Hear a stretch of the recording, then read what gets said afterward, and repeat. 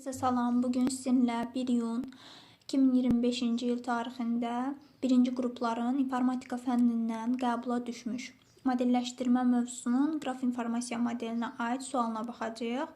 Sualımız bu şəkildədir. Deyir, şəkil 1-də təsvir olunmuş qrafın qonşuluq matrisində birlərin sayı x-dir. Şəkil 2-dəki qrafda isə birlərin sayı y-dir. X minus y fərqini müəyyən edin.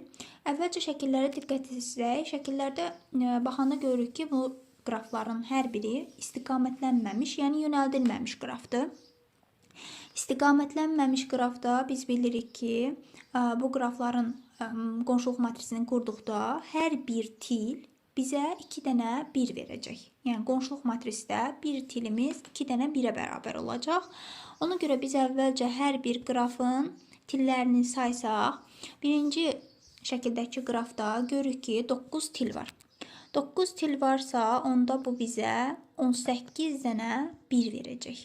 18 dənə 1 verəcək. Şəkil 2-də isə görürük ki, 8 til var. Bu isə 16 1 verir. 16 dənə 1 verəcək. Bizdə isə qeyd etmişdilər ki, birlərin sayı, şəkil 1-dəki birlərin sayı x-dir. Onda x bərabər olacaq 18-ə. Şəkil 2-dəki birlərin sayı isə y-lə işarə etdikləri üçün y bərabər olacaq 16-ya. X minus y fərqi isə 2 olacaq. Cavabımız 2-dir.